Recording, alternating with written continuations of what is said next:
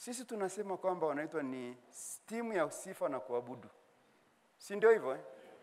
Wasema ni praise and worship team. Team ya sifa na kuabudu. Nikasema hivi, hii timu ya sifa na kuabudu kama alivyozungumza Samba jana, sasa ndio sema kwamba Mungu anagongia pale pale. Samba alisema kwamba hawako hapa kutuburudisha. Na hatukuja hapa kuburudishana. Hapana. Tumekuja hapa ili tuweze kujifunza jinsi ya kumkaribia Mungu wetu karibu zaidi. Bwana Yesu asifiwe. Na ili tuweze kumkaribia Mungu kwa karibu zaidi, tunatakiwa tumsifu Mungu na tumwabudu Mungu. Na tujifunze kumsifu Mungu na kumwabudu. Bwana Yesu asifiwe. Kwa hiyo ni lazima kujifunza hilo. Na kama ndivyo hivyo, tujifunze pia kutofautisha kati ya sifa na kuabudu na entertainment. Nini? Maburudisho. Tujifunze kutofautisha sisi watu tuliookoka. Tujifunze kati ya tofauti ya sifa na kuabudu na entertainment. Ni kitu gani ambacho tunakiona sisi hapa wanakwenda kufanya entertainment? Hawa ni maonyesho. Bwana, si huko wanaita concert. Wanakwenda kufanya maonyesho huko. Sasa wewe Mungu akupe macho ya rohoni, ugundue kwamba this is a concert. Hili ni tamasha la watu wanakwenda kujiburudisha, lakini pale kwa kile ulichonacho rohoni wanamsifu na wanamwabudu Mungu. Bwana sifiwe. Tunatakiwa mpaka tunaondoka hapa tulijue hilo. Ili niliwaambia hivi, ili usije ukapoteza pesa zako, kwamba ukule Rombo kwenye ule ukumbi pale juu ya barabara pale. Kuna ukumbi mmoja huko pale Rombo unapotoka kule Mkuu hivi. Ukisikia kuna tamasha la waimbaji, amekuja fulani, ukimbie. Usiende huko, halitakusaidia. Bwana sifiwe. Wale ni watu waliotunga nyumba zao vizuri, wakashona mavazi yao vizuri, wakakodisha waimbaji, wakaja pale, sasa wanakwenda kufanya performance. Bwana sifiwe. Wanakwenda kufanya maonyesho kwamba tumejiandaaje ili tuweze kuipata pesa. Na wale watu wanaokwenda kufanya pale, wengine wameokotwa kwenye mabaa, wengine wameokotwa kwenye disc,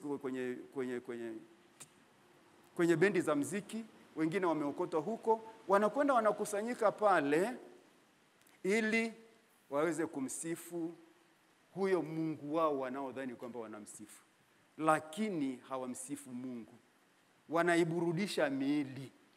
Sisi Mungu akitusaidia, akitupa neema, tutatofautisha kati ya tamasha la kuiburudisha miili yetu na kitu cha rohoni ambacho kinatendeka mahali fulani. Bwana Yesu asifiwe. Kwa ndugu zangu, naomba Mungu atufungue macho yetu ya rohoni, yaone. Tusionekana kwamba tuna kiburi, lakini tunamjua aliyetuita. Tunajua tunayemwabudu. Tunajua tunachokiamini sisi. Bwana asifiwe. Kwa nikasema kwamba Mungu atusaidie. Mungu tunapokuja kanisani. Nasema nafanya marejeo ya kile cha juzi. Sasa kuna mahali nitakwenda. Tunapokuja kanisani, unapokuja kanisani, nazungumza na wewe ambaye ulikuwa haupo siku ile, ni kwamba uje kuanzia nyumbani kwako. Unakuja kumsifu na kumwabudu Mungu na kusikia Mungu akinena na moyo. Unapokuja hapa kanisani ukaingia, ukakuta akina Alex wamesimama hapa. Ukasimama kule kanisani kwako, ukakuta wamesimama pale mbele. Nadhani sehemu nyingi wanaanza wao. Si ndio hivyo jamani? Ukakuta wale waimbaji wameshasimama pale mbele. Muombe Mungu akusaidie moyo wako, ili uweze kutembea pamoja na wao, kwa sababu huduma imeanza tayari. Bwana sifiwe. Yaani hapo ibada imeanza, huduma imeshaanza tayari. Wale watu walioko hapa wamejiandaa kama mchungaji anavyojiandaa, kwamba ninakwenda kuzungumza nini na watu wa Mungu, na wao wanajipanga ni kwamba tunakwendaje mbele ya umati ule utakaokuwepo mbele zetu siku ya leo. Hasa kama wamejipanga hivyo, halafu wewe unakuja na mambo yako mengine, unakuja kanisani, niliwaambia juzi, unakuja kanisani unatizama Rozi amesukaje. Yaani wenzako wanasifu na kuabudu, unatizama msuko wa Rozi, haukusaidii. Nafuu ungebaki nyumbani kwako. Sasa naanza kuzungumza lugha ngumu kidogo. Bwana asifiwe.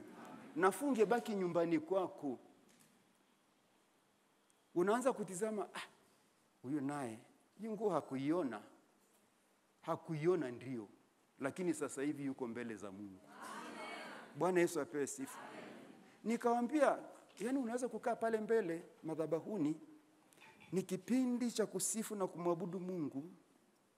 Nikamwambia, unaona mtu anatizama kucha zake, amebandika kucha, afu hizo kucha mnazobandika hizo wakati mwingine zinashika uchafu, ndio anatoa uchafu kwenye kucha. Hawa wanasifu na kuabudu. Umekuja kanisani kufanya nini? Jamani, hebu tuwe uniform. Nazungumza na kama makanisa yetu. Bwana asifiwe. Umekuja kanisani kufanya nini? Ili kuonyesha jinsi ulivyobandika kucha alafu zikawa ni safi kiasi hicho? Hapana. Unapokuja kanisani ni kipindi cha kusifu na kuabudu. Hawa huku wamejipanga. Wanahitaji na wewe uwape mrejesho kwa kuwatia moyo, kwamba kitu mnachofanya ni kitu sahihi. Wanapokuona na wewe unawasupport, uko pamoja na wao, wanasema Mungu analihudumia kanisa. Roho Mtakatifu yuko pamoja na sisi, analihudumia kanisa. Kwa hiyo kwa wale kusimama huku na kutuhudumia, sio sehemu ya liturujia ya kanisa. Bwana asifiwe. Sio sehemu ya liturujia ya kanisa la Pentekoste la Kiinjili Tanzania, hapana. Ni utaratibu tu, kwamba kwa sababu tuna mpango huu, tunatamani kumsikia Mungu akizungumza na sisi, tunatamani kumsikia Mungu akituhudumia, basi tuanze hivi. Na tunaanza hivyo. Sasa tukianza hivyo, mioyo yetu sisi na roho wako wewe vikiungamanisha pamoja, Mungu akielekeza uwepo wake hapa, anasikia harufu ya manukato safi kutoka huko ndani. Bwana, sio wewe umetoka kwenye uchafu wako huko. Jana ulikuwa na boyfriend wako, ulikuwa na girlfriend wako, unajua mdio zungumza. Alafu unasema kwamba mimi naimba na kuabudu pale kanisani. Kaa nyumbani kwako.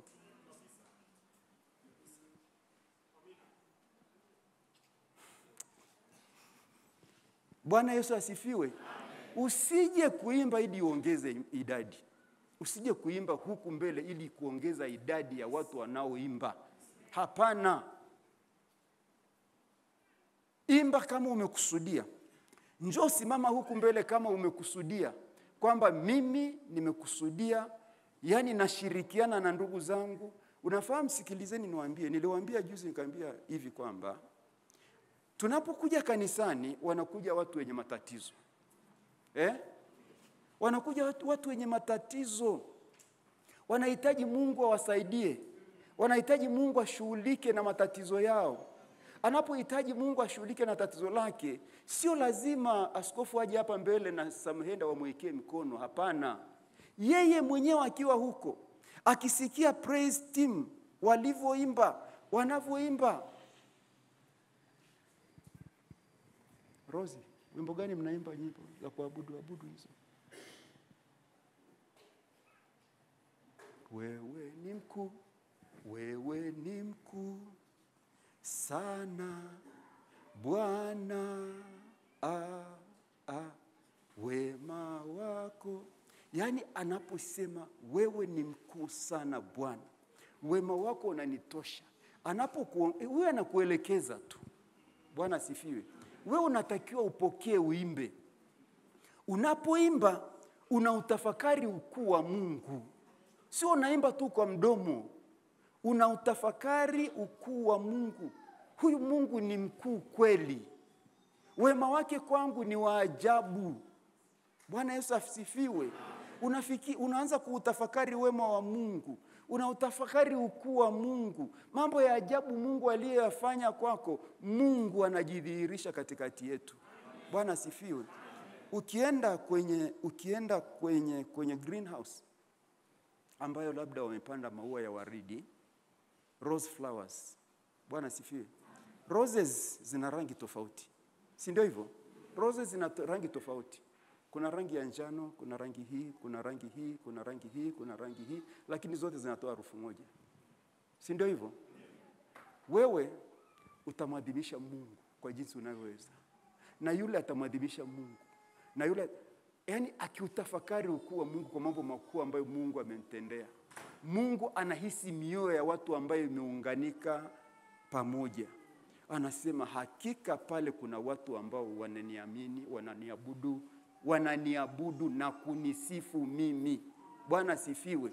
Kwa hiyo hatuji hapa kuimitate, hatuji hapa kuigiza. Hatuendi kanisani kuigiza. Tunaenda kanisani tukimaanisha. Bwana asifiwe. Na katika umri huu wa miaka hii tulionayo wazee, acha tuzungumze na nyie vijana mtusikie. Unafahamu? Mimi makundi. Namshukuru Mungu. Bwana asifiwe. Katika hao wazee waliozungumza hapa wote, mimi ni mdogo. Katika mambo na huduma hii, mimi ni mdogo sana. Najijua. Wakati mimi napita huko duniani na Kariakoo na wapi, hawa watu walikuwa wanamtafuta Mungu. Bwana asifiwe. Wao walikuwa wanamtafuta Mungu. Mimi nilikuwa Kariakoo natafuta pesa. Sasa nimemaliza kule Kariakoo nakuja. Naambia wazee vipi? Sinikubali tu kwamba mimi mdogo. Na nimekubali kwamba mdogo wanisaidie kwa sababu nataka kuwa na mwisho mwema. Nataka kuwa na mwisho mwema kweli. Mungu anisaidie. Nikasema hivi kwamba katika kumsifu na kumwabudu Mungu wa mbingu, tulisoma andiko juzi. Sitaki tusome lakini unaweza kwenda kusoma wewe mwenyewe. Samueli wa kwanza, mlango wa kwanza, ule mstari ya kwanza pale. Pale ambapo Elikana na mke wake walikuwa na wake zake walikuwa wanakwenda kule Shilo kuabudu. Bwana asifiwe. Tunafahamu wake zake Elikana. Yule mmoja alikuwa hana mtoto. Hana alikuwa hana mtoto. Sasa Hana asiyekuwa na mtoto alikuwa anabezwa na yule mwingine. Lakini Biblia inasema Mungu alilifunga tumbo lake. Si ndio hivyo? Mungu alilifunga tumbo lake.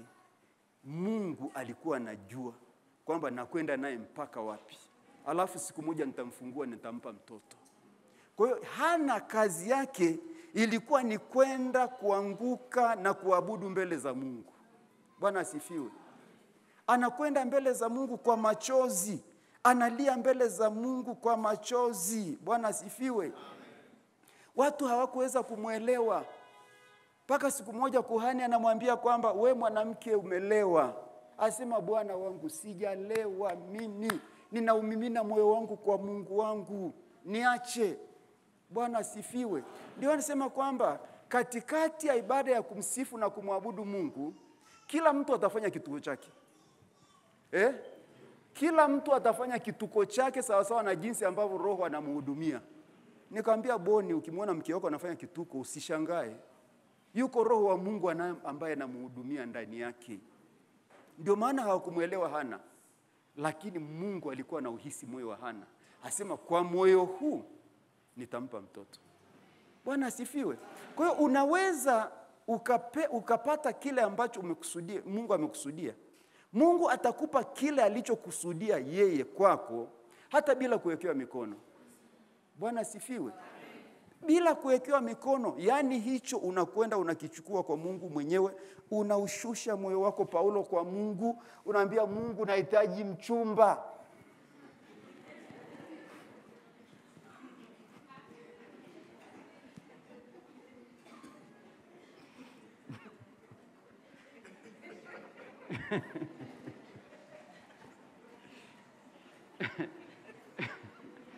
Kucheka nako ni afya. Bwana asifiwe. Wewe sio lazima uende kwa mchungaji mwambie mchungaji niombee nipate mchumba. Hapana. Nenda mbele za Mungu. Mungu mwambie Mungu, mimi sio padri.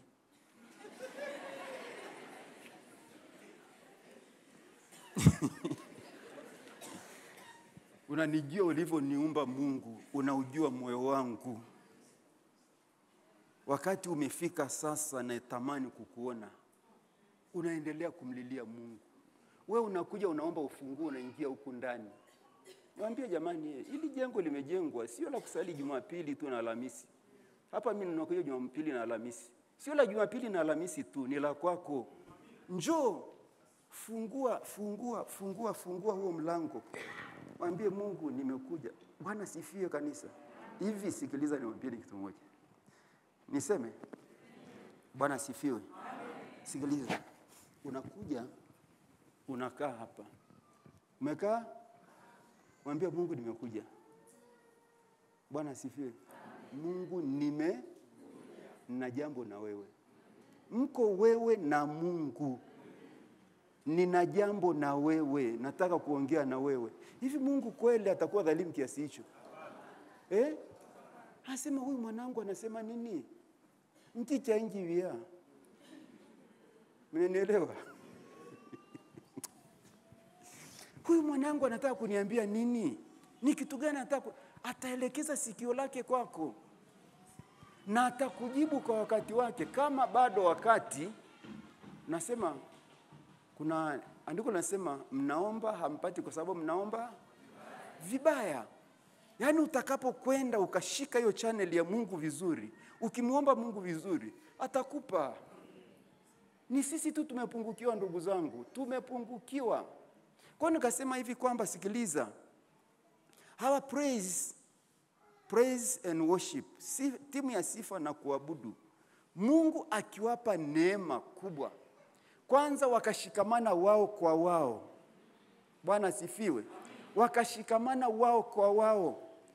Yaani kukawa na amani na utulivu na mahusiano kamili na upendo kamili. Asiwepo wa kuzungumza neno hili na mwenzake, asiwepo na mwenye neno na mwenzake. Hiyo nguvu iliyoko ndani yao itaambukizwa kwa kanisa. Ni lazima, hutaweza kuivumilia. Bwana Yesu asifiwe. Na Mungu akitupa neema, hiyo nguvu ikiambukizwa kwetu, tutaliona kanisa la Mungu. Na ndio maana nikawaambia hivi juzi, nikaambia kwamba sikilizeni. Yule mwanamke aliyekuwa anatoka na damu. Kwa miaka mingapi? 12. Alisema moyoni mwake. Kwa sababu alimjua Mungu. Bwana sifiwe. Alimjua Mungu, alisema moyoni mwake, nikigusa vazi lake tu hii ugonjwa wangu utaisha. Bwana sifiwe. Tazungumza na msumbua huyo kijana kwa sababu natembea. Nikigusa tu vazi lake, damu yangu itakoma. Unahisi, unafahamu ule ulikuwa ni moyo wa kweli Mungu akatenda. Na damu ya yule mama ikakatika. Kuanzia wakati ule. Bwana Yesu atusaidie kanisa la Mungu. Hilo ndilo kanisa tunalotaka kuliona. Kwani halipo duniani sasa? Yesu ni mwingine? Wanadamu ni wengine? Ni sisi. Kwa Mungu kuna kitu anatamani kuona kutoka kwetu. Lakini hatujafikia kiwango hicho cha utoshelevu. Tunahitaji Mungu atusaidie. Aisaidie hizi timu tulizonazo huku makanisani kwetu. Zisimame kwa ujasiri tuseme kwamba sisi tunatamani kumuona Mungu hapa Masaira. Bwana sifiwe, akitenda mambo makuu. Tuanze sisi. Mungu awape neema kupitia nyie yani kanisa libadilike, kupitia hilo miujiza mikuu ya ajabu itendeke kanisani. Petro, niliwaambia juzi, Petro alipokuwa anatembea, kivuli chake kilikuwa kinaponya. Si ndio hivyo? Bwana sifiwe. Walichukua watu waliokuwa wagonjwa wakawapeleka kwa Petro. Walivyoguswa na kivuli cha Petro tu, kwa sababu kilijaa nguvu ya Mungu. Bwana sifiwe. Wale watu wakaponywa. Sio uchawi. Bwana asifiwe. Huo sio uchawi, huyo ndiye Mungu ambaye tunamwabudu. Sasa kwa kiwango hiki cha mambo makuu hivi ambayo Mungu aliyatenda, tunaweza tukajiona kwamba tuko dhaifu kiasi gani na tunahitaji tuongeze juhudi kiasi gani ya kuweza kuendelea kumtafuta Mungu wetu. Bwana asifiwe. Niliwaambia juzi, Kennedy njoo. Niliwaambia hivi kwamba wakati tuko hapa sisi wote tunamwabudu Mungu. Tunaimba nyimbo za kumwabudu Mungu. Kennedy yuko juu, kiwango chake kiko juu, Roho Mtakatifu amefurika kwake. Ninaweza nikajigusa na Kennedy hivi, kilichoko ndani yake kikaniambukizwa. Kweli sio kweli? Utakuwa ni uchawi? Huyo ndiye Mungu. Bwana asifiwe. Huyo ndiye Mungu. Na ndicho hicho ambacho tunatamani Mungu, asante. Ndicho hicho tunatamani Mungu akifanye kwetu, akitende kwetu. Watu waseme hakika mahali pale yuko Mungu. Mahali pale ni mahali pa makimbilio. Mungu atusaidie kanisa la Mungu. Lakini tunashindwa kupokea hivyo kwa sababu tumekuwa na miili ambayo macho haya, Mungu hajatuumba vipofu, tunaona. Tunaingia kanisani na macho yetu, tunaona. Alafu tunaanza kutafakari vile ambavyo tunaviona kwa macho.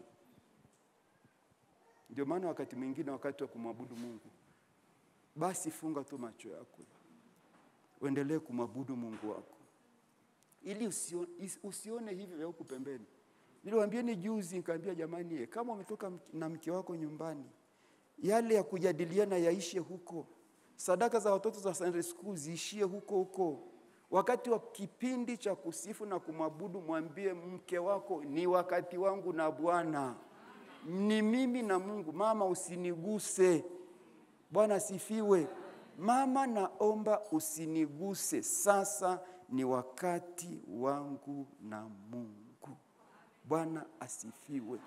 Sikiliza, naambie kweli, nakwambia kweli. Ukiamua, Mungu akikusaidia, ukijengwa kwenye msingi huo, Mungu akikusaidia ukijenga kwa msingi huo, kwa kumaanisha kweli, utamuona mtu anatoka nje kwenda kukojoa wakati wa sifa na kuabudu.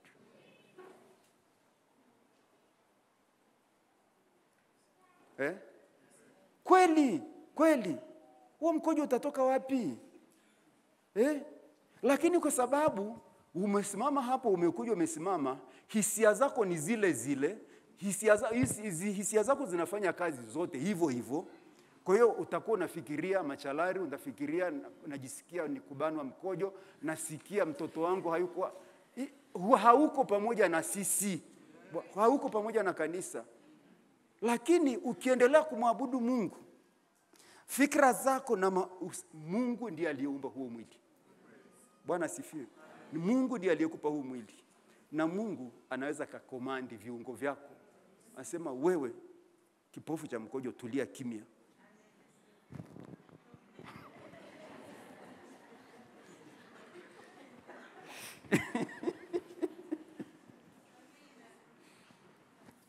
Hivi ni hadithi.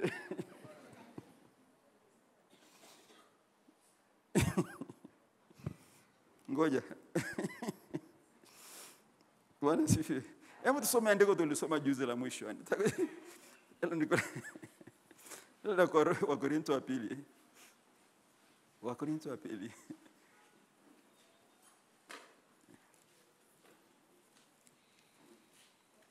Huyu Mungu, Wakorintho wa pili mlango wa 10.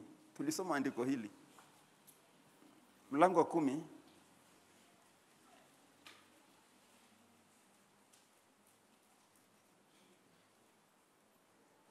Sikiliza, soma anzia mstari wa 8 na Mike. Soma mwalimu. Anzia mstari wa 4 na 5. Wa 4 na 5. Mlango wa 10 Wakorintho wa pili. Maana silaha za vita vyetu si za mwili, bali zina uwezo katika Mungu hata kuangusha ngome, tukiangusha mawazo na kila kitu kilichoinuka kijinuacho juu ya elimu ya Mungu, na tukiteka nyara kila fikra ipate kumtii Kristo. Basi Bwana asifiwe. Nasema hivi, Shetani wakati unasifu na kuabudu, wakati huo katika kumsifu na kumwabudu, kueleza ukuu wa Mungu, mambo makuu ambayo Mungu amekutendea, Shetani anakuletea mawazo. Unafahamu ile pressure kuka kukuzima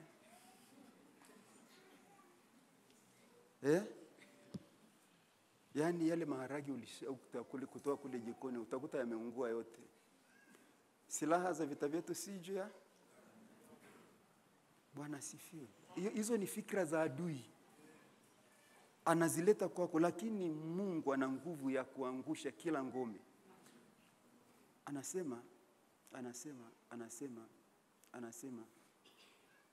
tukiangusha mawazo na kila kitu kiinukacho juu ya elimu ya Mungu. Kijinuacho juu ya tukiangusha Kwa mfano sasa, rafiki yangu anaweza kuanza kusema, Makundi anachelewesha bwana, mimi nataka kwenda kule mkuu bwana.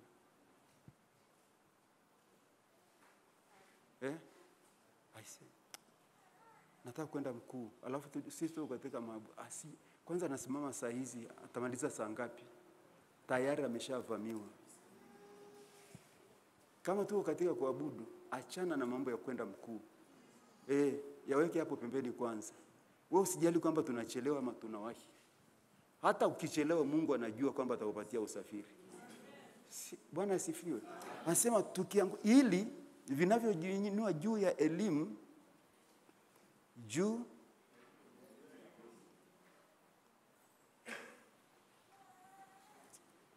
elimu ya Mungu na kuteka nyara kila fikra ipate kumtii Kristo. Kuteka nyara kila fikra ipate kumtii Kristo. Mkojo utatoka wapi? Utajisikiaje kwamba naenda kukojoa wakati unasifu na kuabudu? Bwana Yesu asifiwe. Kwa hiyo tunatakiwa to maintain discipline. Kanisa lote la Pentecoste la Kiinjili Tanzania tuwe uniform. Bwana asifiwe. Tuwe uniform. Kwa sababu tunamjua Mungu tunayemwabudu.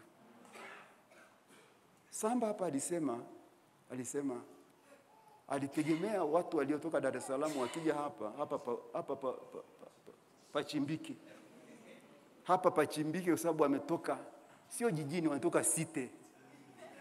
Tena kwenye jiji la biashara. Lakini nasema kwamba nikaona wameimba kama Wasabato.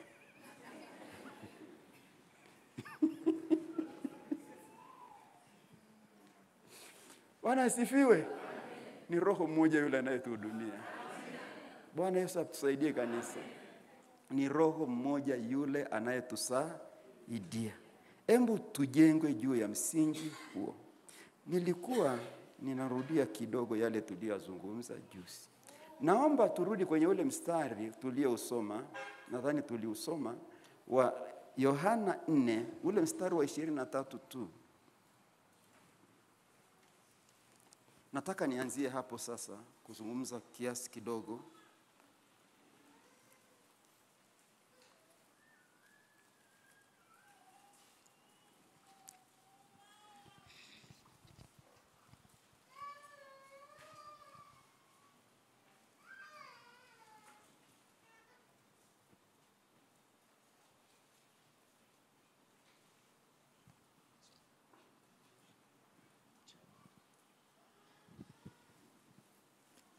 Tunaposoma mstari wa 23 Yohana 4:23. ndio.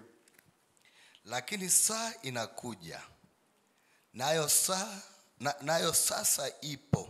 Naomba nirudie. Lakini saa inakuja, nayo sasa ipo, ambayo waabuduo halisi watamwabudu Baba katika roho na kweli. Kwa maana Baba awatafuta watu kama hao wamwabudu. Bwana Yesu asifiwe, kanisa la Mungu. Tuliusoma mstari huo, tani tulimaliza nao, na ulirudiwa tena na mtu mwingine, na natamani tena urudiwe ili hilo jiwe lipasuke. Mungu atusaidie. Pengine anaweza kuja tena mwingine akasoma huu. Lakini anasema saa inakuja. Lakini saa inakuja, nayo saa ipo, ambayo wamwabuduo halisi watamwabudu Baba katika roho na saa. Wamwabuduo Baba, unafahamu? Kuna tofauti ya kuabudu na kusifu. Si ndio hivyo? Ndio nasema kwamba hii team ni praise and worship. Praising God is kumsifu Mungu, and worship ni kumwabudu Mungu. Na ndio maana hata wakija hapa wanasema tumsifu Mungu kwa nyimbo hizi. Alafu sasa ni kipindi cha kumwabudu Mungu. Bwana, nilikuwa nataka nizungumzie hicho kipengele cha pili cha kumwabudu Mungu, ambacho ni very sensitive. Ni muhimu sana kwetu kama kanisa. Bwana asifiwe. Kipindi cha kumwabudu Mungu, anasema wamwabuduo kweli watamwabudu Baba katika roho na uyashike haya. Watamwabudu Baba katika roho na kweli. Na kumwabudu Mungu ni kuonyesha ile hisia yako ya ndani. Bwana asifiwe. Sio kwa macho yako. Kuonyesha hisia yako wewe ya ndani. Ukionyesha ukuu wake Mungu na ukionyesha wema wake Mungu kwako. Bwana Yesu asifiwe, kanisa. Kwa hiyo umefika, wanasema sasa ni kipindi cha kumwabudu Mungu. Wanaanza kuimba nyimbo. Rosi, niimbie wimbo mmoja wa kumwabudu Mungu.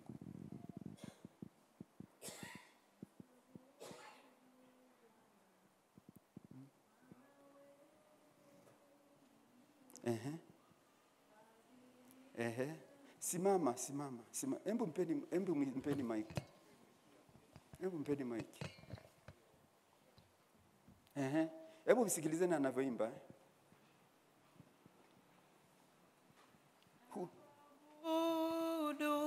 Bwana, na huo unafuatana naye. Bwana wewe ni mkuu. Bwana asifiwe. Simama hapo kwanza, Rose. Ninakuabudu Bwana maana wewe ni. Sasa tunaposema maana wewe ni mkuu, unafunua zile hisia yako ya ndani, kile kilichoko ndani ya moyo wako kuhusu ukuu wa Mungu. Bwana Yesu asifiwe. Unaposema nakuabudu Bwana maana wewe ni mkuu, unauanika ukuu unaouona kutoka kwenye kina cha moyo wako. Hisia zako zinauonyeshaje ukuu wa Mungu? Bwana Yesu apewe sifa. Wewe ya kwako na yule ya kwake na yule ya kwake zikipanda zikifika hapa mbinguni zinakuwa kitu kimoja. Endelea Rosi. Fadhili zako Bwana ni za milele. Bwana Yesu asifiwe. Bwana asifiwe. Fadhili zako Bwana ni za milele. God listen, anamwambia Mungu fadhili zako ni za milele. Mungu anaposema fadhili zako ni za milele, anakumbuka alivyompa mke mzuri, anakumbuka alivyompa watoto wazuri, ana ng'ombe wa kufuga wa maziwa, ana kazi nzuri anayefanya. Ambia Mungu, fadhili zako kwangu ni zami. Mungu hatasikia. Bwana sifiwe. Mungu hatasikia. Ndio maana tujifunze haya kanisa. Tusije tu kama tunaenda sokoni. Neno baya. Kuna tofauti ya mtu anaenda sokoni na mtu anaenda kanisani. Kabisa. Tofauti kubwa. Ya mtu anayekwenda kwa biashara zake huko na mtu anayekwenda kanisani. Mtu anayekwenda kanisani anajua anachokifanya, kwenda kukifanya. Anapokutana na praise team kama wanaimba sasa kama na kuabudu Bwana. Onyesha hisia zako. What do you feel? Ndani yako kuna nini? Kama huna kitu ndani, Bwana asifiwe. Litatimia neno hili linalosema kwamba wananiabudu kwa midomo yao, lakini mioyo yao iko mbali na mimi. Kwa hiyo hakuna kitu tunachofanya. Sema amina. Bwana asifiwe kanisa. Si Mungu atusaidie. Kwa kweli tunahitaji msaada mkubwa. Hili neno limeandikwa, linatuhusu. Tusije hapa tu tufungue midomo, wasije hapa tu praise team wanafungua midomo, lakini hakuna kitu kinachotoka. Yaani inatakiwa wanapoimba hivi, pumzi inayotoka ndani yao ikimkuta Boni impe upako. Bwana asifiwe. Mpake mafuta, aseme hakika hao watu walikusudia. Ukipita katikati yake hivi, usikie kitu kama upepo umekupuliza hivyo. Unasema hapa yuko Mungu wa kweli. Tulikuwa tunamwabudu Mungu kweli. Mungu atusaidie kanisa. Ndiko huko, lakini condition. Bwana asifiwe. Sharti anasema hivi. Wamwabuduo halisi watamwabudu Baba katika roho na kweli, kwa maana Baba awatafuta watu kama hao wamwabudu. Bwana asifiwe kanisa. Baba anawatafuta watu kama hao wamwabudu, ambao watamwabudu Baba katika roho na kweli. Yesu aliondoka. Alipokuwa anaondoka akasema, ninaondoka sitawaacha, nitawatumia. Baada ya kuokoka wewe na mimi, tukamkiri Kristo kuwa Bwana na Mwokozi wa maisha yetu, tunahakika kwamba Yesu yuko ndani yetu. Kweli sio kweli? Bwana asifiwe. Tunaamini kwamba Yesu yuko ndani yetu. Na Roho Mtakatifu yuko ndani. Bwana Yesu asifiwe kanisa. Kwa hiyo Yesu wangu na Roho aliyeko ndani yangu, vyote kwa pamoja vishurutishe mwili huu uweze kumwabudu Mungu. Na Baba anawatafuta kama watu kama hao ili wapate kumwabudu. Kama hauko hauangukii hapa katika hiyo kweli, kama Yesu unafahamu, nitakwambia kwamba hii kweli inayozungumza hapa ni nini. Ndio maana kwenda hapo. Bwana asifiwe. Kama hauko hapo, utakuwa unapiga makelele. Bwana Yesu asifiwe. Kama hauko hapo, utakuwa unapiga makelele, kwa sababu hata mataifa wanatamani kumwabudu. Kweli? Hata mataifa wanatamani kumwabudu. Sasa hivi ni Christmas kesho. Huku Chagani, long time ago in Bethlehem, so the Holy Bible says, Mary's boy child Jesus Christ was born on Christmas. Baada ya hapo hawajui tena. La la la la la la la la la la la. Unafahamu wanatamani kuabudu Bwana asifiwe. Wanatamani kuabudu, lakini ni mtu wa mataifa ambaye Mungu hasikii. Baba anawatafuta watu watakao muabudu katika roho na kweli. Tamani uwe mmoja wapo. Bwana asifiwe. Baba anawatafuta watu kama hao ili waweze kumwabudu katika roho na kweli. Kwa hiyo tunapokuja kanisani tunatamani, yani tunatakiwa tujithibitishe wenyewe. Bwana asifiwe. Nastahili kumwabudu Mungu, ama na imitate, ama naigiza. Niliwaambia juzi, nikamwambia Kuna watu wakorofi. Anaweza kuja mana praise hapa Alex. Ama nyie viongozi wa hizo kwaya zetu huko. Anajifahamu kabisa kwamba hastahili kusogea hapa mbele. Hata kuimba. Alafu anasema wana visheria vyao kule kwenye kwaya. Wana sheria vyao. Mimi kuimba nitaimba na mbinguni ninakwenda. Wanasifiwe. Si Biblia inasema hivyo, ukiwa na sadaka yako, ukiwa na neno na mtu usitoe sadaka. Nenda kapata naye kwanza. Sasa mwana praise anakuja huko. Si nazungumzia mfano wa Marangu kwa sababu tuko Marangu. Tukiwa Dar es Salaam nazungumza na wa Dar es Salaam wa kwangu. Na sasa hivi wako hapa ananisikia. Bwana Yesu asifiwe. Anasema jana nilikuwa na boyfriend wangu. Na girlfriend wangu. Mimi ni mbaji wa kwaya.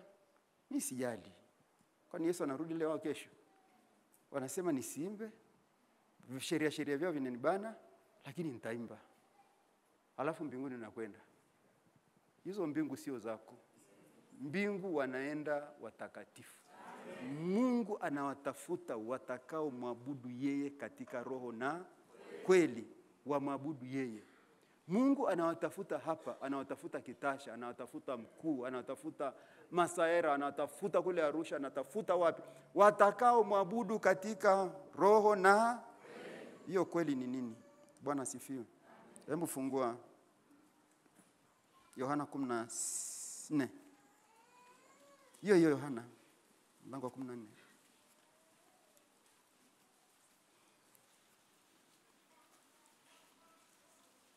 Soma Yohana 14.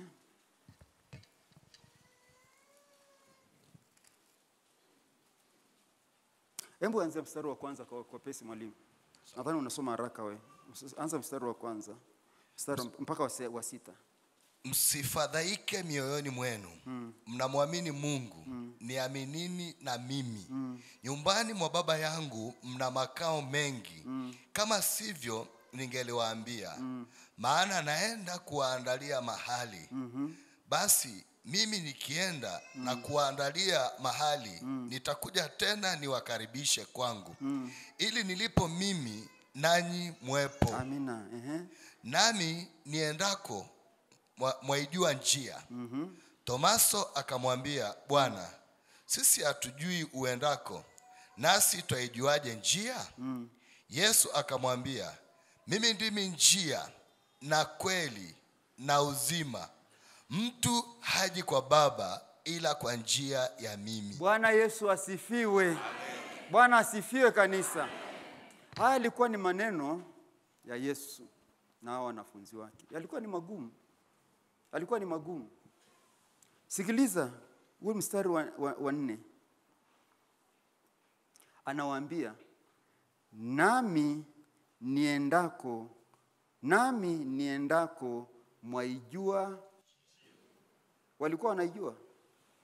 Kwa akili za kibinadamu hizi za Kugali na Makande na Mtore na Machalari ndio zilikuwepo ndani ya Tomaso. Bwana asifiwe. Lakini Yesu alizungumzia akiwa rohoni. Anaambia kwamba nyie kwa sababu mmenikubali mimi niliye njia na kweli. Bwana asifiwe. Basi mnaijua njia. Ndio maana yake. Bwana Yesu apewe sifa. Mmenijua mimi. Mimi nakwenda kwa Baba kuandalia makao. Sasa natamani mbaki kwangu, mbakie na mimi. Yaani mtakapoendelea kutembea na mimi, mtaendelea kuijua njia ya huko ninakokwenda kuandalia makao. Ndio maana akasema kwamba nami niendako mwaijua njia.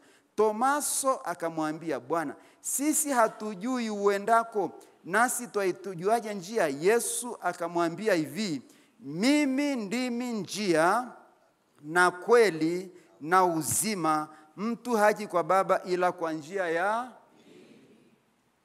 Bwana Yesu asifiwe. Mimi ndimi njia na kweli. Yesu ni kweli. Bwana Yesu asifiwe. Yesu ni na wamwabuduo Baba wanatakiwa waabudu katika roho na. Kwa hiyo mataifa anapoimba long time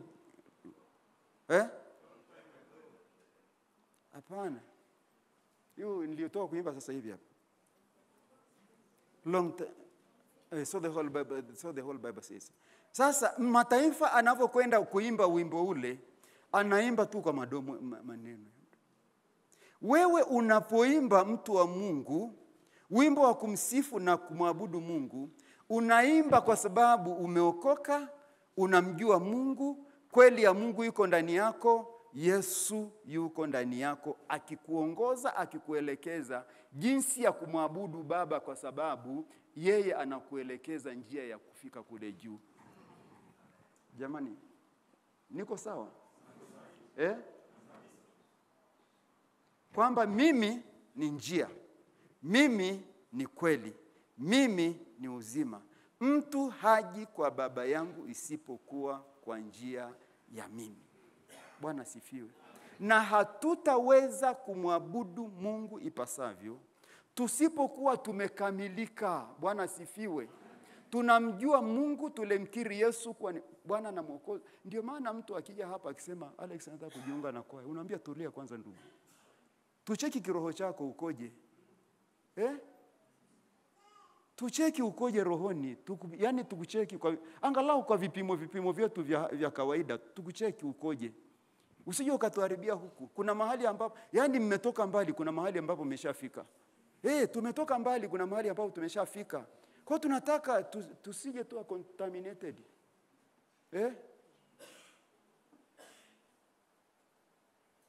Tusije tukachafuliwa. Tusije tukachafuliwa. So kuna mahali tulikofika. Hasa anasema kwamba Yesu anatafuta watu kama, anasema kwamba Yesu akamwambia, mimi ndimi njia na kweli na uzima, mtu haji kwa Baba ila kwa njia ya mimi. Mungu ametupa neema kweli kanisa. Hapa tulipo hatubabaishi. Tunamjua Mungu aliyetuita. Si ndio hivyo? Tunamjua Mungu kabisa aliyetuita. Tunayajua maisha tunayotamani kuyaendea.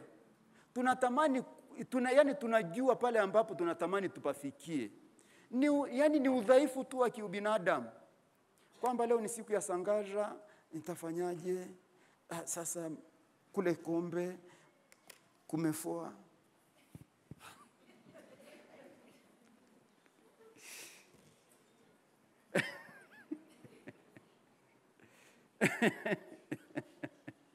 Bwana sifiwe. Yani samadi iliyoko kwa ng'ombe inakunyima kwenda kanisani. Lakini Baba anakuambia mimi natafuta watu kama hawa waniabudu. Sasa unaona jinsi gani ambapo tunapopima katika mizani ya Mungu tumepungukiwa sana. Lakini Biblia inasema liko wingu kubwa la mashahidi lililotuzunguka. Wako ndugu wengi waliotutangulia sisi, ambao tukifika siku ile mbele za Mungu, kwenye huo mzani wa Mungu, tutapwaya, utaelekea usikotaka. Bwana sifiwe. Yani sikiliza, tulikuwa tunazungumza, nilisema juzi kuna mtu alizungumza kuhusu taswira ya mbinguni. Mungu akikupa neema, ukiona hiyo taswira ya mbinguni, ambayo naamini kwamba unaiona. Listen, unaiona? Si kuna kitu unaona hata kama sio chenyewe. Yaani unaweza kukuta umeshatembea pale Arusha, ukaona jengo moja zuri, ukasema mbinguni ndio kuko hivi. Yaani mawazo yakakupeleka mahali fulani hivi, ukaona ukasema ukatembelea garden nzuri, ukasema hivi mbinguni kutakuwa kuzuri hivi. Yaani vitu vizuri ndio vinalinganishwa na mbinguni. Alafu kuna taswira nyingine ya kule kuzimu, ambako hutaki kwenda. Hakuna anayetaka kwenda huko. Sasa Mungu akikupa kidogo taswira ya mtu ambaye anatakiwa amwabudu yeye katika roho na kweli, hautafanya ujinga unaofanya kanisani. Bwana sifiwe. Maneno magumu Bwana sifiwe. Ni maneno magumu. Lakini si ana kweli? Tunatakiwa tutoe katika uzembe tulionao. Yaani kabisa tutoe katika uzembe tulionao. Tufahamu kabisa kuna watu ambao Mungu anawatafuta. Watu wanaoijua kweli yake. Na Mungu ametupa neema sisi kwa sehemu tunaijua kweli ya Mungu. Hilo hatuna hofu. Lililobaki ni hilo nilokuambia, mtu asikutabishe. Mama Boni, mtu asikutabishe. Mtu asikutabishe. Usimwambie, lakini wewe tembea nalo. Akikuletea maneno wewe ndani yako, ndani ya moyo wako, usinitabishe. Ninajua Mungu ninayemfuata. Bwana Yesu asifiwe kanisa. Tusiwe watu kupiga makelele mengi. Tusiwe watu wapiga makelele mengi, inatosha. Tuseme sasa inatosha. Bwana Yesu apewe sifa. Kwa kuna watu ambao wanatafuta. Natamani ni mmoja katika Mungu anaowatafuta. Nitakao muabudu Mungu katika roho na kweli. Nitakayoungana na ndugu zangu hao ambao tutakapokutana hapa kanisani hivi tukiliitia jina la Bwana, Mungu anaelekeza jicho lake hapa. Anasema mahali pale kuna watu ambao wananiabudu katika roho na kweli. Kuna maandiko yanasema niondoleeni kelele zenu. Kuna wakati watu wanaonekana kupiga kelele tu. Sasa ndio nikauliza juzi, kama msingi wa kumwabudu Mungu ni huu, unapokwenda kwenye ile tamasha ukalipa shilingi 10,000 ya kiingilio, umeenda kufanya nini huko? Niambie wewe Pentekoste, wa kanisa la Pentekoste la Kiinjili Tanzania. Umesikia kuna tamasha liko hapa Marangu Mtoni, sio? Hapa kuna ukumbi. Huko kule Mamba Club basi. Kuna tamasha liko pale, alafu unasema ninakwenda kwenye tamasha. Walioandaa huwajui. Umekwenda kulipa kiingilio cha 10,000. Nikauliza juzi, hivi kuna mtu anashafanya mkutano wa Injili alafu akaweka viingilio? Umeshakuta kiingilio cha kuingia kwenye mkutano wa Injili ni shilingi ngapi? Si hao watu wanaingia tu sasa hivi matapeli wanasema ili uombewe leta pesa. Alafu tukiwaambia matapeli hamuelewi. Mnakwenda huko kama wanakwenda kwenye wanasema tuition. Wanakuja kanisani. Mchungaji wapo. Wanakuja kanisani, mnakaa nao mnaabudu pamoja, alafu baadaye wanakwenda tuition. Wanaambia kwamba walionekana kule kwa ni Musa. Ama alionekana huko kwa nani huko. No, tusijichanganye hivyo. Tusipoteze muda wetu. Bwana asifiwe. Tusipoteze muda wetu. Tumjue huyu ambaye tunamwamini. Tumfuate kwa kumaanisha. Bwana Yesu apewe sifa. Hebu soma andiko hili pia katika hiyo Yohana mlango wa 8. Naomba rudi mlango wa 8.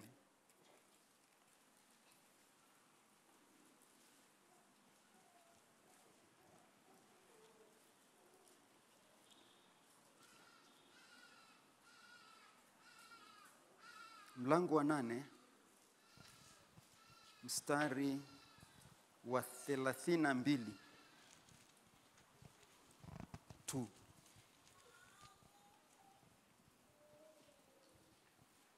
Mstari wa 32. Mlango wa 8 Yohana.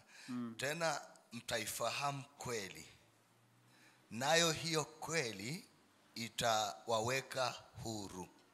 Bwana asifiwe. Amen. Wao waniabuduo wataniabudu katika roho na Baba anatafuta watu hao kama hao wapate kumwa. Tena mtaijua na hiyo kweli itawaweka. Bwana asifiwe. Yaani tutamjua aliyetuita. Na tunamjua aliyetuita. Yeye anaitwa kweli. Bwana asifiwe. Tutamjua. Tutajua. Kondoo wanajua sauti ya mchungaji. Bwana Yesu asifiwe. Kondoo wanajua sauti ya mchungaji. Akija mwizi hawamfuati. Anasema kwamba nanyi mtaijua kweli. Na ile kweli itawaweka kuwa huru. Unafahamu? Ukifika mahali pa kumwambia mtu ninamjua Mungu aliyeniita, tangu sasa usinitabishe. namjua aliyeniita, usinitaabishe.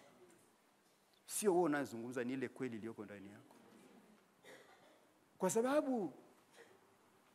sababu unataka kuwa huru. Unafahamu tunafungwa mara nyingi na ndugu zetu kwa sababu hatutaki kuifunua ile kweli iliyoko ndani yetu. Ukitaka kuifunua kweli iliyoko ndani yako, ukitaka kumfunua Yesu aliyeko ndani yako, ndio maana yake nazungumza. Ukitaka kumfunua Yesu aliyeko ndani yako, ndugu zako hawatakuchezea. Bwana sifiwe. Ndugu zako hawatakuchezea, hawatakushirikisha kwenye matambiko, hawatakushirikisha kwenye mambo ya ajabu ajabu, lakini kwa sababu hujataka wajue ile kweli, hujataka wajue kile kilichoko ndani yako, wanakuona tu kama wa kawaida. Wanakuona mtu wa kawaida tu. Mambo yao ya kipuuzi wanayaleta kwako. Halafu wewe kutafuta amani kwa bidii, Bwana asifiwe. Nasema nitafanya tu hivi kidogo basi. Walisema wananunua na pombe na bia na nini na nini. Mimi natoa kreti moja tu ya soda.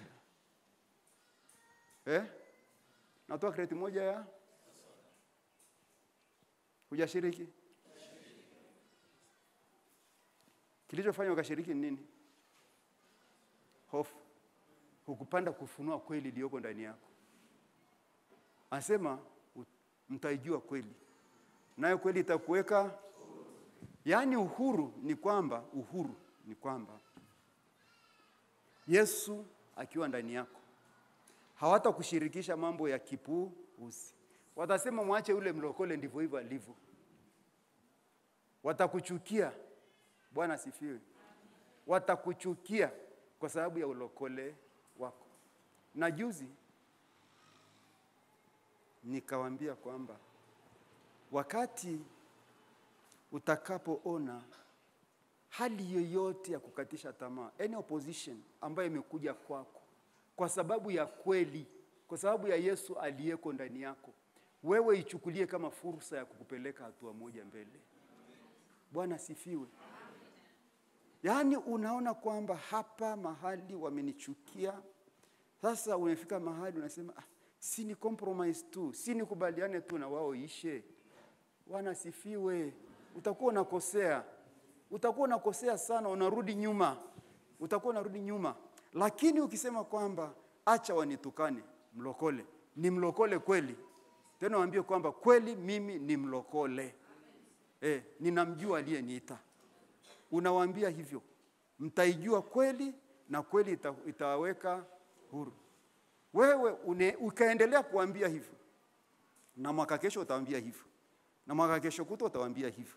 Yaani waambieni, nashukuru Mungu kwa ajili ya semina hii, kwamba si nilikuwa nije nyumbani, ningekuja tu. Lakini ningesemaje huko sasa? Ningesema kauongo kidogo. Sababu jana kulikuwa na vipaimara. Niliporudi hapa vyote vimeshaisha. Kama aliingia machalari amekaa huko, yameharibikia huko. Sasa nikamwambia jamani, mimi nakwenda kwenye semina kanisani, sitakuwepo. Hata mjomba wangu yule anakuja anapaki gari hapa, mjukuu wake alikuwa anapata kipaimara. Akaja nyumbani, mjomba msisahau kuja nyumbani. Bahati mbaya alinikosa. Bwana Yesu asifiwe kanisa. Sasa ni vizuri tuiseme ile kweli, waelewe hawa watu ni wa aina hii. Mwaka huu akielewa hivyo, mwaka kesho akielewa hivyo, mwaka kesho kuto utakuwa huru. Hawatakuja tena kwako. Kweli imekuweka huru. Bwana asifiwe. Na Mungu anawatafuta hao watu ili waweze kumwabudu katika roho na kweli. Bwana Yesu asifiwe. Kwa hiyo tunahitaji sana Mungu atusaidie. Tuwe majasiri kama simba katika kudefend, kutetea kile ambacho kiko ndani yetu. Watuelewe hivyo. Kamba hawa ni walokole pale Pentekoste kwa Ngomuo. Hawa bwana hawako hivi, hawabadiliki. Wakituelewa hivyo tutakuwa huru. Lakini usipotangaza msimamo kama anavyosema mzee Kombe, kila mwaka utasumbuliwa na kila mwaka utasema uongo. Na roho wa Mungu hayupo. Kwa Mungu, naomba Mungu atusaidie ndugu zangu. Kwa nini tunazungumza haya yote? Roho wa Mungu aliyeko ndani yako na Yesu aliyeko ndani yako, wakati unapokuja hapa kumwabudu Mungu, atakupa neema ya kufunua yale ambayo ni asirini yaliyofichwa, ukuu na uweza wa Mungu, na utamwabudu Mungu kwa huo. Bwana sifiwe. Usiimbe tu. Rose ulikuwa unaimbaje? Na kuabudu Bwana. Ndio hiyo. Na kuabudu Bwana maana wewe ni mkuu. Unaweza ukaimba hivyo kweli, ukawa unafungua mdomo, ukawa unafungua, lakini hakuna kinachoendelea ndani yako. Kweli sio kweli? Yaani unapojiunga na hawa watu, unawaambia Mungu, naomba mafuta yaliyoko ndani yao na kile kilichoko ndani yao kije kiwekeze ndani yangu. Halafu unapowaambia kwamba na kuabudu Bwana maana wewe ni mkuu, utafakari ukuu wake, utafakari uweza wake. Bwana sifiwe. Hebu soma ili neno katika Mathayo. Injili ya Mathayo.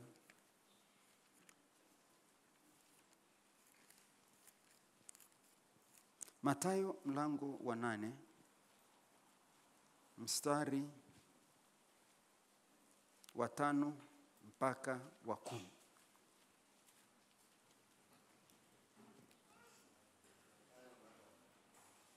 Mstari wa 5 mpaka wa 10. Soma pale.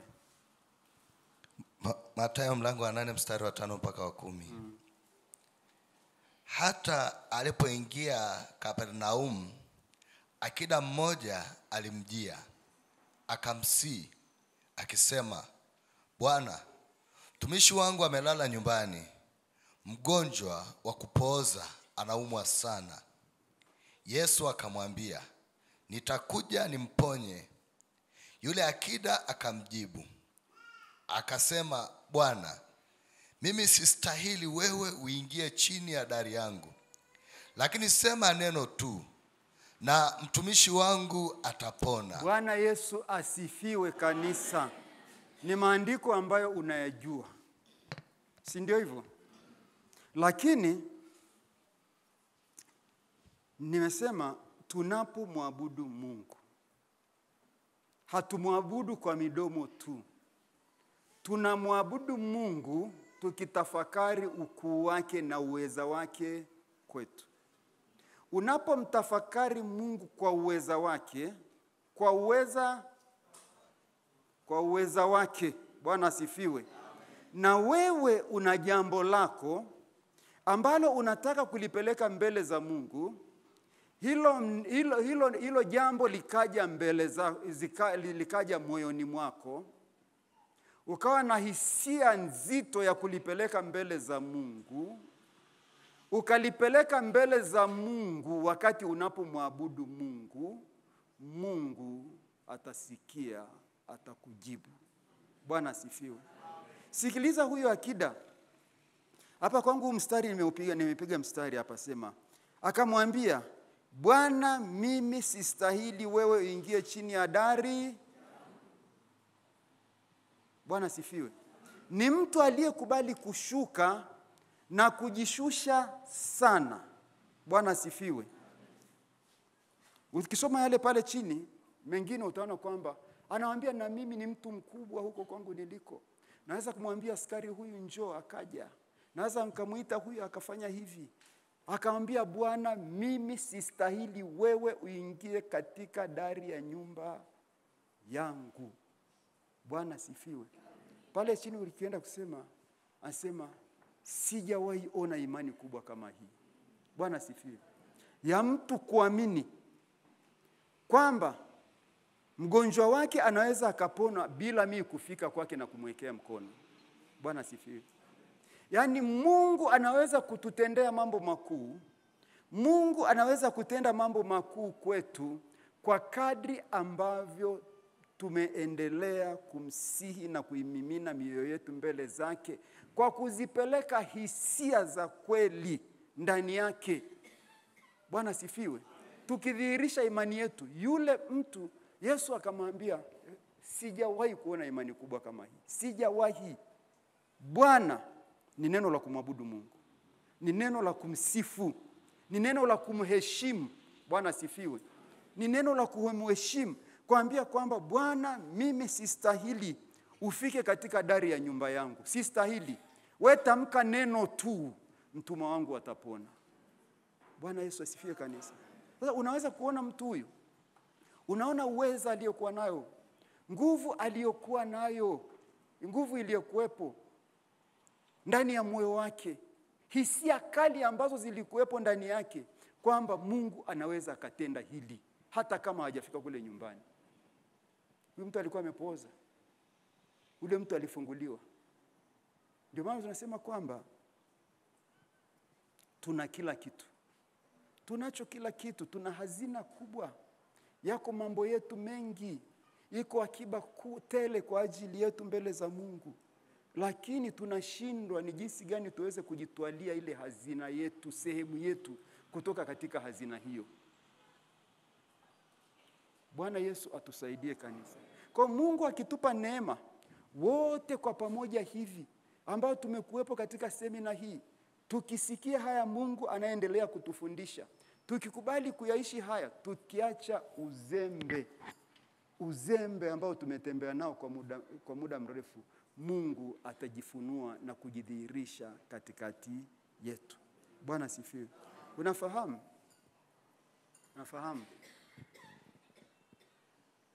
katika vitu ambavyo ni muhimu sana ni binadamu kukubali kuongozwa, kukubali kukemewa, kukubali kuonywa. Bwana sifiwe kanisa. Mtu akija Alex kwenye hizi timu zenu na Kennedy na wengine, ni lazima akubali kujinyenyekeza kwenu. Lazima akubali kuwa submissive kwenu nyie viongozi, asikie viongozi mnasema nini. Kama ni kuonywa waonywe, kama ni kukemewa wakemewe, kama hataki aondoke. Bwana hata kama sauti ni nzuri kama malaika, nikiondoka mimi nani ataimba? Mungu atainua mawe ataimba. Bwana Yesu apewe sifa. Unafahamu?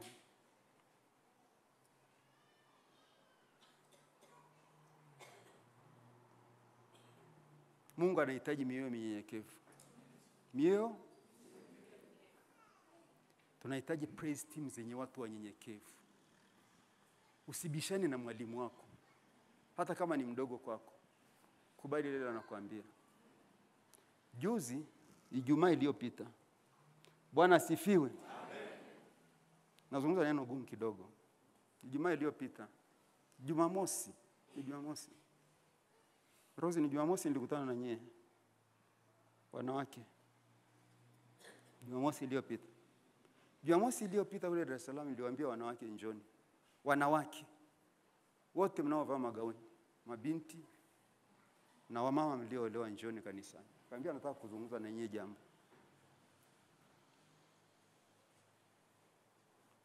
Bwana asifiwe. Niliwaambia hivi, kuipata ndoa sio shida, kuolewa sio shida. Bwana asifiwe. Kuolewa sio shida, unaweza kuolewa wote, lakini shida ni kuitunza ndoa yako. Na ili uweze kuitunza ndoa yako, unahitaji uwe mnyenyekevu. Bwana asifiwe. Ndio maana nazungumzia unyenyekevu kuanzia huku kanisani, kwenye praise team, mpaka nyumbani kwenye ndoa. Bwana asifiwe. Nikaambia neno gumu kidogo mabinti zangu wa kanisa. Akina Light wako hapa, binti yangu Grace yuko hapa na wengine. Nikawaambia hivi, kama na mimi nawaambia mabinti mlioko hapa sasa. Bwana Yesu asifiwe. Kama hutakubali kuwa mnyenyekevu kwa mume wako, na wewe ni binti hujaolewa, nafuu usiolewe. Bwana asifiwe. Bwana asifiwe.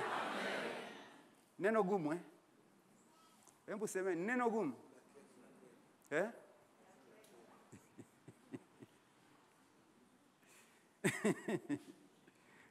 Bwana asifiwe. Kama binti unahitaji kuolewa. Sasa kwani Biblia inasemaje? Wanawake mfanye nini? Muatii waume zenu. Tena Biblia inazungumza neno baya, gumu. Pale anasema naye atakutawala. Mume wako atakutawala. You have to be submissive to him. Lazima ukubali kunyenyekea kwake. Haijalishi kuna 50 kwa 50 wala nini.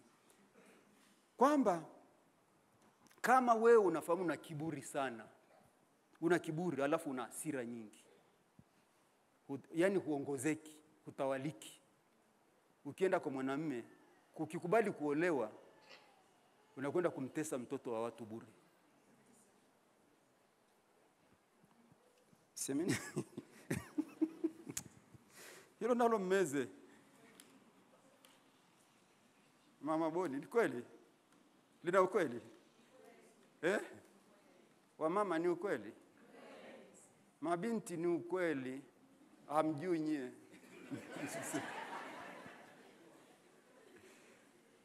Lakini nakwambia hivi binti unayekulia sasa. Kama ninavyowaambia wana praise, lazima mkubali kunyenyekea kwa viongozi wenu. Na binti ambaye unataka kuolewa, kama una haja ya kuolewa kweli, unapofikiria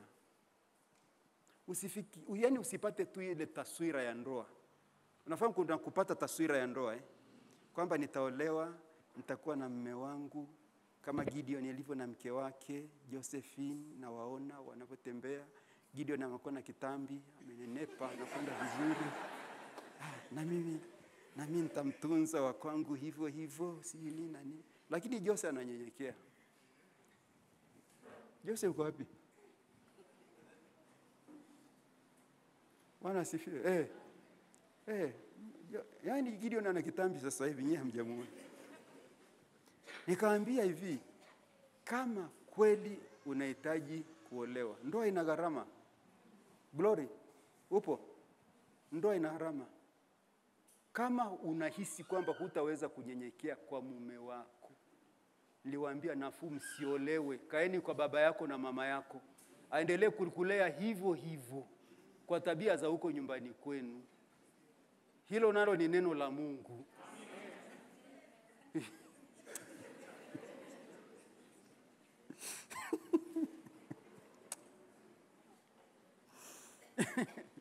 Bwana asifiwe. Haya turudi, mtajua kweli. Kweli itaweka. Kama hutaki kuolewa, kama hutaki kunyenyekea, si unaikataa kweli? Kaa nyumbani kwa babako na mamako. Bwana Yesu atusaidie kanisa. Kweli lazima tufike mahali tuisikie kweli. Tumuelewe kweli ni nani na kweli anatuambia nini. Bwana Yesu atusaidie. Naomba nisome mstari miwili ya mwisho alafu nimalize kwa sababu ngoa nataka kwenda mkuu. Soma waraka wa kwanza Yohana. Waraka wa kwanza wa Yohana mlango wa 5.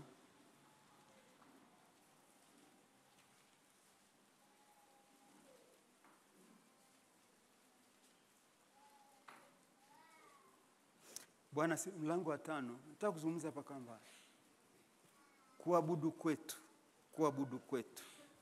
Mlango wa 5 nataka tusome mstari wa 18 mpaka wa 20. Waraka wa kwanza wa Yohana mlango wa 5. Mstari wa 18 mpaka wa 20. Nasema hivi, subiri kwanza. Kuabudu kwetu lazima kujengwe katika kweli. Bwana sifiwe. Amen. Lazima kujengwe katika kweli. Yaani tujisikie mioyo yetu ina furaha, ina amani. Kwa kuwa kuna kitu tunachokijua. Sasa waraka wa kwanza Yohana mlango wa 5 mstari wa 18 mpaka 20. Tusomee pale mwalimu taratibu, nikikwambia simama usimame. Sawa. Mstari wa 18. Twajua ya kuwa kila mtu aliyezaliwa na Mungu hatendi dhambi. Bwana sifiwe. Amen. Wewe umezaliwa na Mungu Ndio. Ndio. Unalijua hilo? Hutakiwi utende dhambi. Na ukimkosea mume wako na muomba msamaha. Hata Samba aliomba msamaha jana. Panahitaji ujasiri. Nichezeni tu. Kila aliyezaliwa na Mungu hafanye nini? Hatendi dhambi. Nye praise. Hatendi? Hamkasiriki mwalimu? Anakuwa mnyenyekevu kwa mwalimu? Ili kweli iwemo ndani yake. Tuendelee. Bali yeye aliyezaliwa na Mungu hujilinda, wala yule mwovu hamgusi. Bwana asifiwe. Ukiona kile kiburi kimeinuka kwako, kwamba wana sheria vyao wameweka, mimi nakwenda, jana sikuhudhuria na leo nitaimba, hiyo ni roho kutoka kwa yule adui. Aliyezaliwa na Mungu hagusu na adui, kwa sababu anashinda hiyo dhambi. Anasema kweli mwalimu, jana sikufika na leo sithubutu kupanda huko madhabahuni kuimba. Naomba Mungu roho hiyo ituzae. Bwana Yesu asifiwe kanisa. Endelea. Twajua ya kuwa sisi tu wa Mungu. Kweli tunajua hivyo? Kama twajua ya kwamba sisi tu wa Mungu na dunia yote hukaa kwa yule nani? Mwovu. Basi tangaza msimamo. Kama unajua kwamba ni wa Mungu, tangaza msimamo, mtu asinitabishe. Anazungumza walio wa Mungu na anazungumza dunia yote iliko. Dunia iko kwa yule mwovu, sasa hivi wanafanya ya yule mwovu huko nje. Lakini sisi tuko hapa kwa sababu tunajijua sisi ni wa nani. Mungu atusaidie. Amen. Sasa hapa mbele ndio tutaka kwenda hapo. Mstari wa 20. Nasi twajua kwamba mwana wa Mungu amekwisha kuja, naye ametupa akili, kwamba tumjue yeye aliye wa kweli. Bwana asifiwe. Amen. Bwana asifiwe. Amen. Rudia tena. Nasi twajua kwamba mwana wa Mungu amekwisha kuja, naye ametupa akili, kwamba tumjue yeye aliye wa kweli, nasi tumo ndani yake yeye aliye wa kweli, yani ndani ya mwana wake Yesu Kristo. Huyo ndiye Mungu wa kweli na uzima wa milele. Bwana Yesu asifiwe. Jamani, kwani panahitaji maelezo hapo? Sikiliza. Nasi twajua, sisi tulioko hapa tunaofundishana haya, kama ulikuwa hujui ujue. Nasi twajua kwamba mwana wa Mungu amekwisha kuja, na yeye ametupa akili, kwamba tumjue yeye aliye kweli. Ndio maana yeye aliye kweli aliwaelekeza njia ya kwenda kwa Baba. Mimi ndiyo njia na ndiyo kweli. Ametupa akili hiyo, tunaijua. Akili hiyo hawana mataifa. Mungu atusaidie kanisa. Akili hiyo kwa mataifa haipo, lakini sisi tunayo. Kwa hiyo wakati mwingine unapomwadhimisha na kumwabudu Mungu, naambia Mungu, nakushukuru kwa sababu umenipa akili ya kuijua na wewe na kwamba umekwenda kuandaa makao kwa ajili. Naomba Baba unisaidie nifike huko. Unamwabudu Mungu. Fadhili zako wewe Mungu ni za milele. Unautafakari ukuu wake. Unatafakari uaminifu wake katika maisha yako. Dada na ujambo? Na watoto wangapi sasa hivi? 4. Unamwona fadhili za Mungu? Unaona uaminifu wake kwako? Ishainua mikono juu kaambia Mungu, wewe na mume wako sasa hapo pembeni. Kaambia Baba, unafahamu kweli tuna haja ya kwenda mbele zako. Mkaenda kule kanisani mkafunga milango yako na madirisha. Mkakaa kama wajinga lakini wenye kujua mnachokifanya.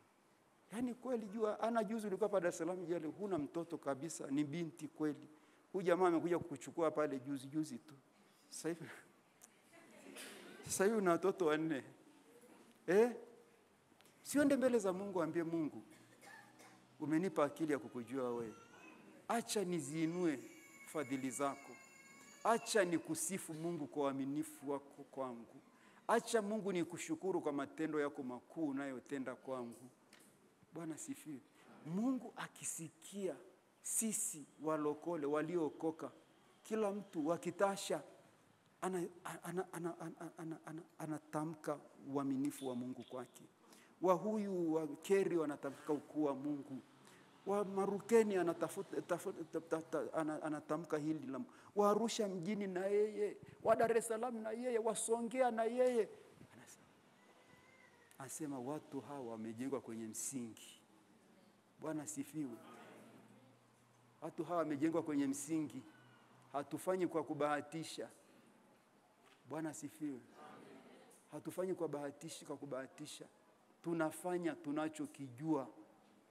Kwamba Mungu yule aliyemponya yule mwanamke aliyegusa tu lile vazi, anaweza akajifunua kwetu, akajidhihirisha kwetu, tutakapokuwa waaminifu mbele za Mungu. Tuache kudanganyana huko, nenda leta sadaka ya ukombozi. Sadaka ya ukombozi, sijichukua kitambaa cha mafuta, si ya maupako na vitu gani. Sisi tunamjua Mungu wa kweli. Bwana Yesu asifiwe. Tunamjua Mungu wa kweli, na Mungu wa kweli anahitaji kuabudiwa. Kwa hiyo kumsifu na kumwabudu Mungu ni kitu ambacho ni very sensitive katika kanisa. Ni kitu ambacho ni muhimu sana katika kanisa. Naomba Mungu akusaidie. Unapoingia katika eneo hili ukiwa kanisani, mtu asiingie katika anga zako. Mtu asikuguse. Yale mengine yote yasahulike, kwamba sasa ni saa yangu na Mungu. Sikiliza wanavyoimba kule mbele. Wanavyoimba, lipokee hilo. Mwambie Mungu, amsha hisia zangu za ndani. Kwa sababu kweli yake iko ndani yako. Naomba Mungu amshe hisia zangu. Ni ukumbuke ukuu wako.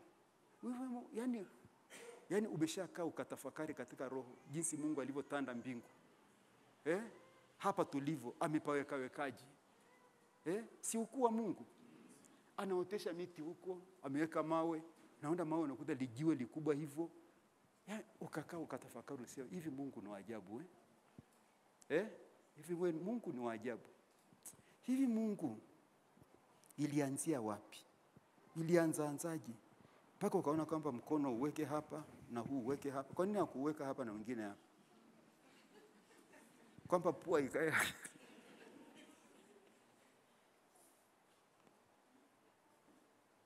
Umeshamtafakari Mungu katika hayo? Yaani ukimtafakari Mungu hivyo, yaani siku moja unakaa chini unaambia Mungu, nimekaa hapa Mungu, hebu ni utafakari ukuu wako. Nianze na mimi mwenyewe. Hivi zile kucha uliweka kule miguuni za nini? Lakini ukiondoa kiukucha tu kiking'oka, unakwenda kubandika cha kubandika. Kwa sababu sura inapotea. Akakuwa hapa meno 32 huko ndani. Liking'oka mmoja, unaenda kutafuta jingine la kuweka huko ndani. Sababu reception inaharibika. Ukatafakari ukuu wa Mungu, kaambia Mungu, asante kwa kunipa akili ya kukujua wewe uliye kweli.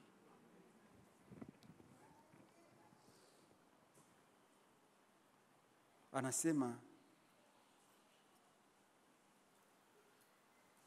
nasi tajua kwamba mwana wa Mungu amekwisha kuja, naye ametupa akili kwamba tumjue yeye aliye wa kweli, nasi tumo ndani yake aliye kweli, yaani ndani ya mwana wake Yesu Kristo. Yeye aliye wa kweli, yaani ndani ya mwana wake Yesu Kristo. Bwana sifiwe. Sikiliza, kama ulikuwa unafuatilia kama mimi, nenda kwenye ile neno lilosoma ngoo hapa. Nana kumbuka alisoma Ufunuo ngapi? Sijakuambia useme, nataka wao waseme. Bwana sifiwe. Kwa sababu wakati mwingine, niwaambieni kweli tu, wakati mwingine kubali kuonekana mshamba kama makundi. Huwa napenda akisema tusome andiko naliandika. Amesema tusome andiko hili ili nikalifuatilie mwenyewe kule nyumbani. Sasa maandiko yote aliyosoma tangu tusome semina hiyo nitayashikaje huko kichwani? Bwana sifiwe. Naandika tu kwenye diary yangu kwamba tulisoma andiko hili. Sasa Ngoo alivyosema tusome andiko hili, likawa ndio hitimisho la hiki nitaka kuzungumza leo. Bwana Yesu asifiwe. Mlango wa 19 Ufunuo mstari wa 11. Alafu tukifika hapa tunamaliza. Bwana Yesu asifiwe.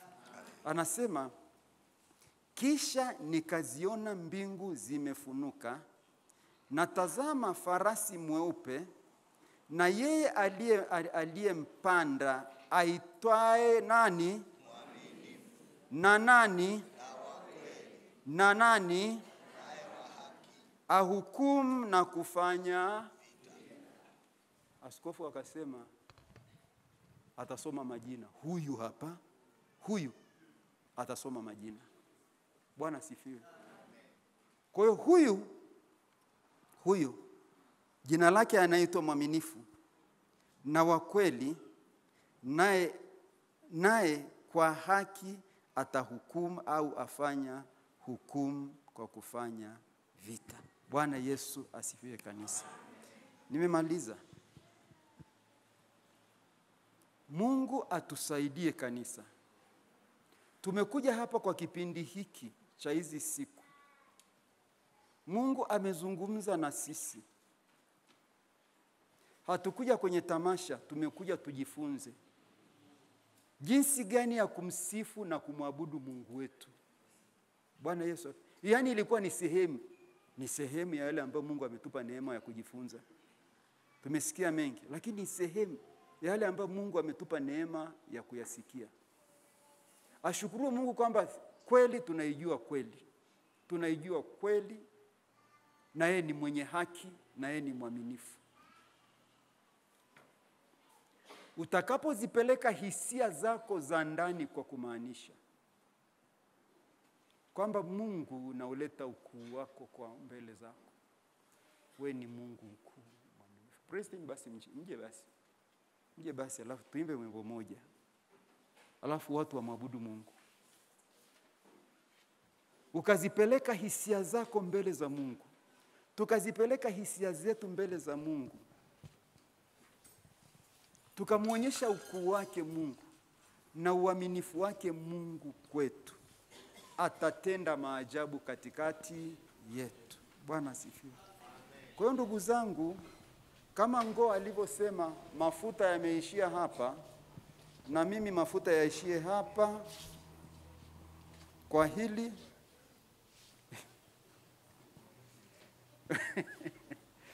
Kwa hili mafuta yaishie hapa.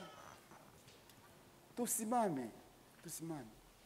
Hebu mwabudu Mungu hata kwa wimbo mmoja tu. Usimwabudu kwa maneno wakati moyo uko mbali. Bwana asifiwe. Ulete moyo wako hapa, unganika na ndugu hawa wanapokwenda kutuongoza kumwabudu Mungu, ili Mungu aonekane kwetu. Mungu alimsikia Hana. Mungu alimsikia yule akida kwamba alikuwa na moyo wa kumtafuta, na akamtendea mambo makuu. Hata kwetu atatenda. Mungu awabariki. Praise him. Karibuni.